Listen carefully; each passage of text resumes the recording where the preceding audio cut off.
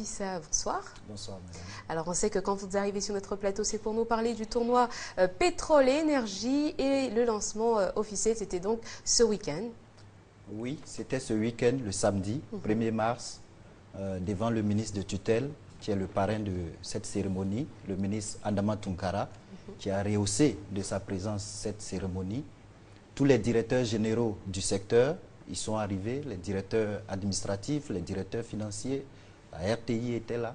Le directeur général de la RTI aussi. Le directeur général de la RTI, oui, important. en tant qu'équipe invitée, c'était une belle fête. Alors, justement, on va voir les images de cette cérémonie d'ouverture et on se retrouve juste après. Ambiance festive pour une cérémonie d'ouverture rehaussée par la présence du ministre du Pétrole et de l'Énergie, Adama Tunkara, parrain de ce tournoi, et des directeurs généraux de la Gestosi, de Petrosi et de la RTI, Amadou Bakayoko, accompagnés par le directeur de RTI Sport, Mamadou Gaye. Défilé des équipes participantes, 15 chez les hommes et 8 chez les dames.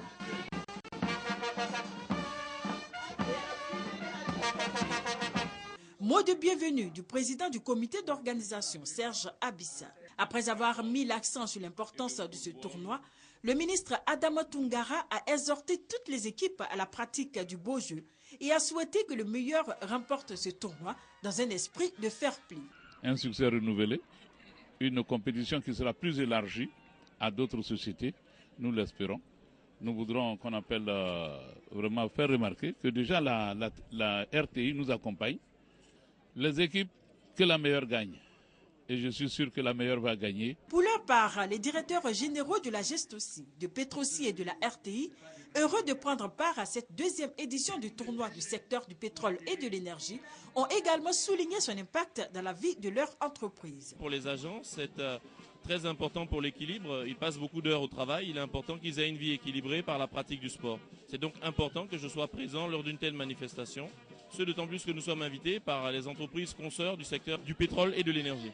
L'ambiance qui prévaut ici élimine tout le stress que nous avons pendant toute la semaine. Vous savez, il y a des difficultés, mais quand nous arrivons ici au stade de la CIR, nous oublions toutes ces difficultés. C'est toute une famille qui est réunie. Je souhaite que tout le monde commence et termine cette compétition en bonne santé, sans grand dommage. L'année dernière, nous avons eu la chance de remporter la première édition. Et cette année, nous venons avec des ambitions encore plus grandes. Nous avons d'ailleurs encouragé nos équipes, nous leur avons donné les moyens nécessaires à atteindre cette ambition. En plus du tournoi masculin et féminin de football, cette deuxième édition voit l'entrée de la pétanque et du scribble. Ai-je besoin de vous rappeler que c'est Anne-Marie Nguessan qui a fait, bien sûr, ces résumés? Non, vous avez reconnu sa voix. Alors, monsieur Abissa, on repart avec vous. Vous nous parliez donc de la cérémonie d'ouverture qui s'est bien passée. Vous avez eu toutes les personnalités qui ont répondu présentes à votre appel. Et finalement, au niveau de l'organisation, vous avez dit que tout allait être fin prêt. Je n'étais pas sur le terrain. Est-ce que le terrain était nickel? Bon, je pense que pour que ce terrain-là soit nickel... Ah, moi, je vais chercher des questions, mais souvent... Non, pour que ce terrain-là soit nickel, il faut que peut-être que ce soit la Fédération ivoirienne de football même qui intervienne avec du gazon synthétique, ce qui n'est pas encore le cas. Donc, on s'est contenté de ce terrain-là. Mais il faut dire qu'on a eu de belles prestations et vous aurez le temps de le voir sur les éléments que nous avons rapportés. Ah oui, non, les rencontres, c'est autre chose, mais le terrain, bon... Écoutez. Oh non, je pense que le terrain, il est praticable. Je pense. J'aime bien votre sérénité. C'est vrai en plus, c'est vrai qu'il est praticable. Bon, de toutes les façons, on va s'en accommoder. Okay. Alors, donc je parlais de l'organisation, tout est fin prêt. Ouais. Toutes les équipes que vous aviez précitées sont présentes, vont dérouler normalement le tournoi. Oui, au niveau des hommes, nous avons 15 équipes. Les 15 équipes sont disponibles. Au niveau des femmes, nous avons 8 équipes. Et cette année, comme le reportage le dit, il y a 2 nouvelles disciplines qui se sont ajoutées. Il y a la pétanque et le scrabble. Et nous avons fait l'ouverture de ces 2 disciplines-là le samedi 1er mars devant le ministre, devant les directeurs généraux conviés à cette cérémonie. Et justement, on va voir en match d'ouverture de ce tournoi de football féminin des secteurs du pétrole et de l'énergie. La RTI était opposée à la SODECI. Les deux équipes n'ont su se départager au terme de cette rencontre. Le score final, 1 but partout. Anne-Marie Nguesson pour le résumé. Pour le match d'ouverture qui oppose la RTI à la SODECI, le coup d'envoi a été donné par le ministre Adama Toungara, entouré des directeurs généraux de la GESTOCI, de Petroci et de la RTI. Après ce percutant coup d'envoi, les deux équipes, la RTI tenante du titre du tournoi féminin et la SODECI, qui fait son entrée dans cette compétition, ont réjoui plus d'eux par leurs belles prestations. La défense de la SODECI, sous la pression de l'attaque de la RTI, menée par sa truculente capitaine Sylvie Touré, commet une faute. Une faute vite réparée par la gardienne de but de la RTI. 1-0 pour l'équipe favorite de ce tournoi féminin. Après la pause, les dames de la SODECI remettent les pendules à l'heure. Elles égalisent aux grandes dames des joueuses de la RTI. 1 but partout. Un score qui ne changera pas malgré la détermination de Awa, Matene, Lydie et leurs camarades qui tenaient à battre cette équipe de la SODECI, pour qui d'ailleurs ce nul a valeur de victoire vu le palmarès et la performance de la RTI.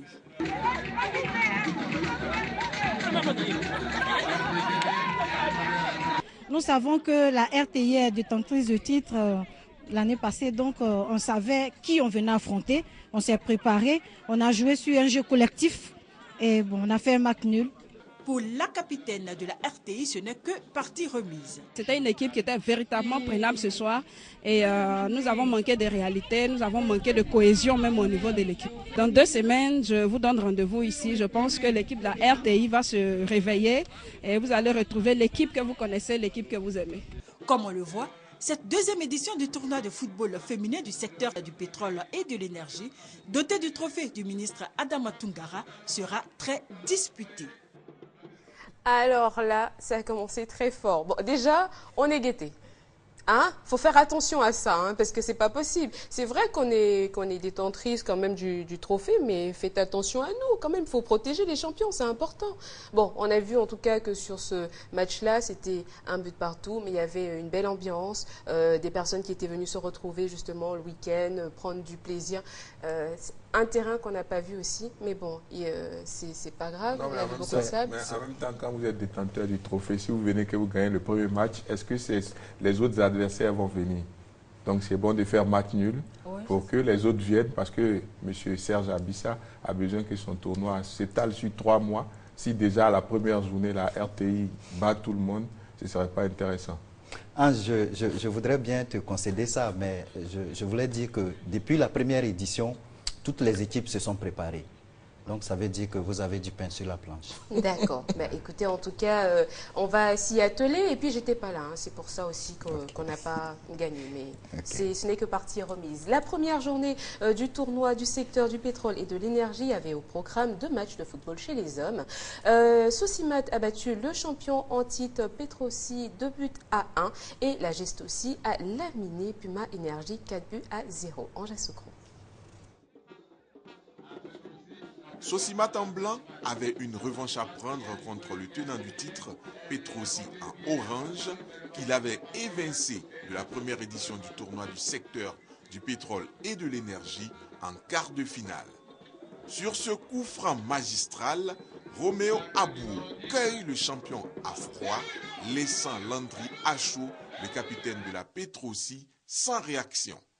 1-0 pour Sosimat. Sosimat pratique un beau football qui se concrétise par un deuxième but signé François Kofi Brou. Le tenant du titre, Petroci, a du mal dans cette rencontre d'ouverture du tournoi masculin. Mais Petroci parvient à réduire la marque sur pénalty par Étienne Kwame. Sosimat réussit à conserver son but d'avance et à faire chuter d'entrée le champion Petroci 2 buts à 1. Le deuxième match des hommes se joue entre GESTOCI en orange et Puma Énergie en blanc et noir, avec dans ses rangs son directeur général. C'est une excellente opportunité pour se retrouver dans une ambiance festive, dans une ambiance sportive. C'est sympa aussi de retrouver les autres acteurs pétrolier de Côte d'Ivoire. Donc c'est une occasion, je pense, à saisir et dont on a profité aujourd'hui et qui va perdurer, qui va continuer dans les semaines à venir. Le directeur général n'aura pas suffi. Puma Énergie a explosé devant la Gestosi, 4-0 pour les Oranges.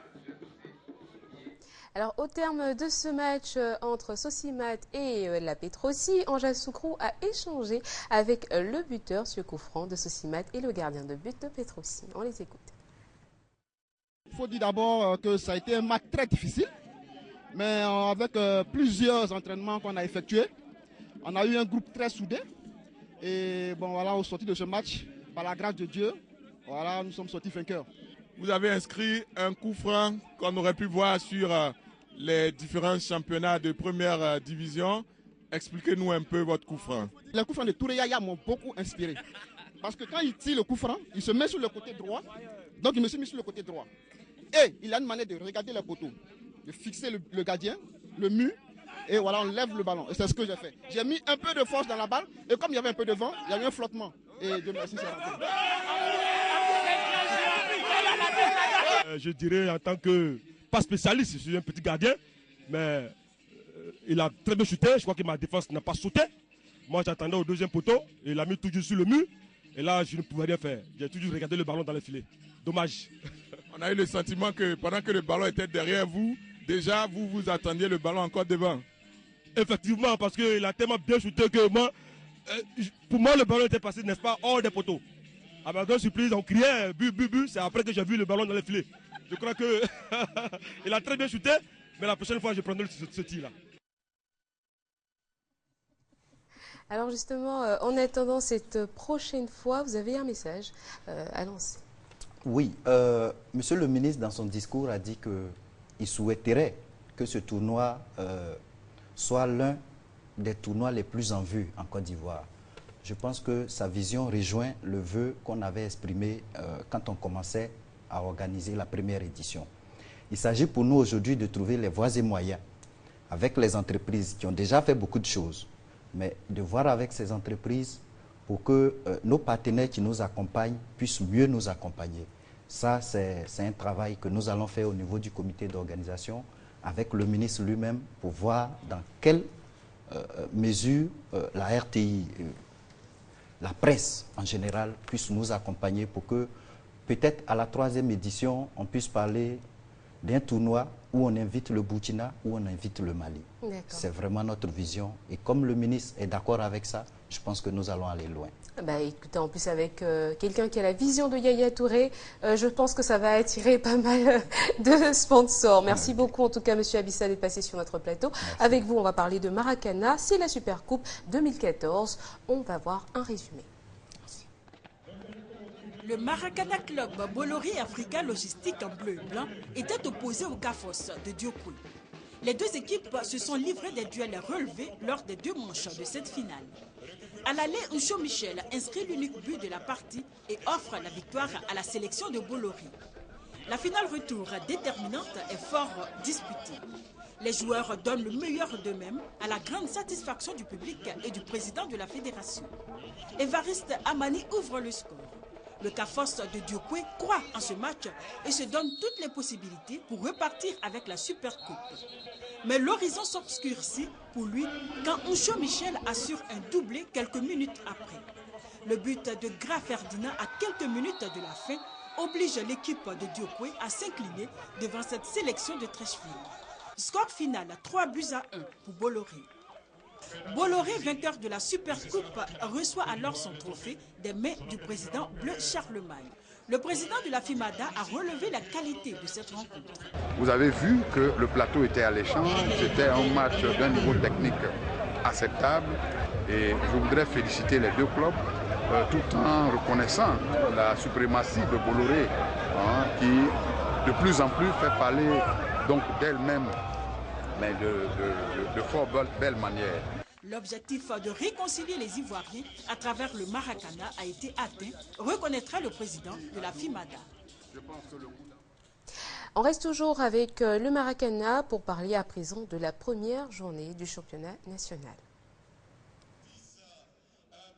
24 équipes reparties en 4 poules étaient en compétition pour ces premières et deuxièmes journées du championnat national de Maracana. Le coup d'envoi est donné par le président de la Fédération ivoirienne de Maracana et discipline associée. Après plusieurs rencontres, le CAS de Yopougon-Trois-Rouges tire son épingle du jeu et finit premier de la poule A avec 12 points. Il est suivi par le club Marie-Corée de Marcory 11 points plus 3 et la Massie de Yopougon 11 points plus 1. La première place de la poule B est brillamment arrachée par Marivera Maracana Club qui a remporté tous ses matchs. Suivent le MC 180 de Yopougon 13 points et le club Oweri de Yopougon 6 points. Le Maracana Club Bolloré confirme sa suprématie et termine premier de la poule C. Le club Somassi de Yopougon est en tête du classement de la poule D. Notons que les phases de l'intérieur du pays se joueront le week-end prochain à Diokoué. Passons à présent à la Ligue 1. L'Africa, rencontrait la FAD ce week-end et le nouveau coach de l'Africa a certainement imposé son empreinte parce que l'Africa a gagné 1-0. Résumé. 3 points précieux des Aiglons face à la FAD d'Abidjan. Les membres associés ont retrouvé le sourire dimanche au stade Robert Champrou de Marcory. Les attaquants de l'Africa Sport d'Abidjan et ceux de la FAD n'ont pas été efficaces en première mi-temps. Score 0-0. La deuxième partie a été très disputée. L'Africa Sport d'Abidjan a eu les meilleures actions de but et obtient un pénalty sur une faute de main sous l'œil vigilant de l'arbitre, Cinco Bienvenu. L'ago Michael Justin a été juste. Il a réussi la transformation 1-0. Bonne affaire pour l'Africa Sport d'Abidjan qui s'éloigne de la zone rouge. Ange, l'Africa qui fait une très belle opération. Oui, bonne affaire, bonne opération. En tout cas, l'Africa qui terrasse le 3e de la Ligue 1, la FAD. Il fallait le faire et donc certainement que l'Africa... Mais malheureusement pour l'Africa a des résultats en dents de scie parce que l'Africa peut gagner contre la FAD et perdre demain contre une équipe moins bien classée que chose. Donc si l'Africa avait des résultats plus réguliers, c'est clair que l'Africa aurait une meilleure position dans le classement. Il y a un nouveau coach, on suppose qu'il y a un nouveau départ aussi. On peut prendre ça comme ça. C'est clair. Et d'ailleurs, il avait dit lors de la première défaite qu'il ne maîtrisait pas encore l'équipe, qu'il allait améliorer tout ça. Et on a vu déjà juste après une victoire. On espère que ça va continuer. Qu'ils ne viennent pas dire autre chose après. Bon, on espère. Stella JCAT, c'était également une autre rencontre de ce week-end. Le Stella a battu la JCAT 2-1. Résumé. Le Stella Club menait 1-0 à la mi-temps lors de cette opposition face à la JCA Trècheville. 2 autres buts seront marqués en deuxième mi-temps. Kaba Mohamed du Stella Club inscrit à la 76e sur coup franc le second but de son équipe. À la 80e, Karamoko Boaké de la Jeunesse Club d'Abidjan d'un tir bien cadré réduit le score. 2-1 pour le Stella. Une victoire qui fait du bien au moral des joueurs du Stella qui étaient logés dans les profondeurs du classement. USC Bassam à présent Gagnoa. Gagnoa a gagné 2-1. Résumé. Déterminés à confirmer leur succès face à l'Africa Sport lors de la 14e journée et surtout à réparer le faux pas de la manche aller, les poulains de Haïdara Swalio sont venus à bout des Bassamois 2-1 lors de cette 15e journée. Suite à une faute de main d'un défenseur de Bassam dans sa surface de réparation, le milieu de terrain du Sporting Club, Seri Dogo, marque sur pénalty à la 37e minute. 1-0 pour Gagnoa. Après la pause, les joueurs de Nyakala Yassi sont plus percutants. Ils manquent même l'égalisation à la 46e minute par Koumassi Mia. Gagnoa prend cette alerte très au sérieux et corse l'addition à la 64e minute grâce à Zebei Moïse. 2-0 pour le Sporting Club. L'USCB ne se décourage pas pour autant et maintient la pression. Elle parvient d'ailleurs à réduire le score sur une erreur défensive de Gagnoa par Raimi Abiboulaye. 2-1 et ce sera le score final. Bonne opération pour le Sporting Club de Gagnoa qui s'offre ainsi la 3e place de la Ligue 1. Mais Gagnoa ne lâche rien, Anne-Marie. Gagnoa ne lâche rien. Gagnoa se donne les moyens de parvenir à son objectif, c'est-à-dire devenir africain cette saison. Et Gagnoa en train de se donner les moyens d'y arriver. 3e déjà à la place de la FAD. Gagnoa a réussi à détrôner la FAD. Ça veut dire que attention à la SEC Mimouza. Et ils sont pas très loin. On va voir le classement tout à l'heure. Ils sont vraiment pas très loin. Seulement à ça se joue à un chouïa. Non, 29 points. Non, mais il y a un match en retard parce que la SEC n'a pas encore joué compte tenu du fait qu'ils étaient en déplacement ce week-end. Moi, je voulais juste poser une question à Anne-Marie. Qui a commenté ce match en direct? En direct, c'était Gagnoa Bassam. Qui a commenté? Bassam à Benson Piraka. Bon. Malheureusement pour lui. Bon, il va éviter de commenter les matchs de Bassam à l'avenir. COK contre AS Denguélé, c'est le résumé que nous proposons maintenant. Le derby entre les frères du Nord, Korogo et Odéné, avait une saveur de bataille entre deux frères adoptifs aux yeux du public sportif boakois. Pour la circonstance, même les supporters de l'Africa Sport ont effectué des déplacements pour soutenir ces deux formations. Sur le terrain, en ce qui concerne les 45 premières minutes, les deux équipes, quelque peu timorées, n'auront pas de véritables actions d'éclat. Les entraîneurs ont beau donner de la voix, rien n'y fit. Sur ce, l'arbitre Doué Noumandiez sonne la récréation. De retour de cette période d'oxygénation, les Korogolais, après la raclée prise la journée précédente face à la SOA, vont se montrer plus entreprenants avec quelques actions d'éclat. À la 70e minute, Ndashigi, le coach du COK, va faire entrer son numéro 9, Animel Amari. 4 minutes plus tard, ce dernier lance une contre-attaque, à l'issue de laquelle son coéquipier Kone Diakaridja va ouvrir le score pour le COK. 74e minute, COK 1, AS Denguélé 0. Pour la suite, les attaquants de l'AS Denguélé iront régulièrement au charbon, mais trouveront à chaque fois une défense du COK bien en place autour de son gardien de but Kotoko Mohamed dans un grand jour. Les Korogolais vont préserver cet avantage jusqu'à la fin de la rencontre. Tous les résultats à présent, on va partir donc avec un tableau que vous allez voir dans quelques instants. Africa 1, AFAD 0, Stella 2, JCAT 1, US Bassam 1, 2, SC Gagnoa.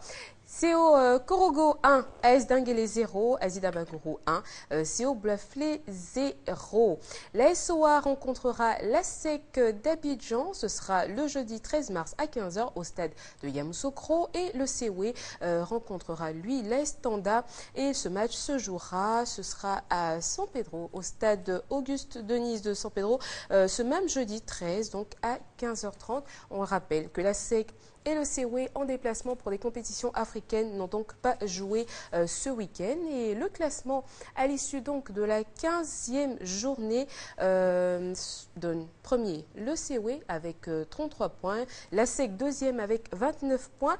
Avancée notable donc de Gagnoa, on le disait à l'instant, troisième avec 29 points, à égalité de points pour l'instant avec la SEC. La FAD est rétrogradée à la 4e place avec 27 points. 5e la Estanda, 6e la SOA, 7e le club Omnisport de Korogo. Et dans la deuxième partie du classement, 3 clubs sont à égalité de points.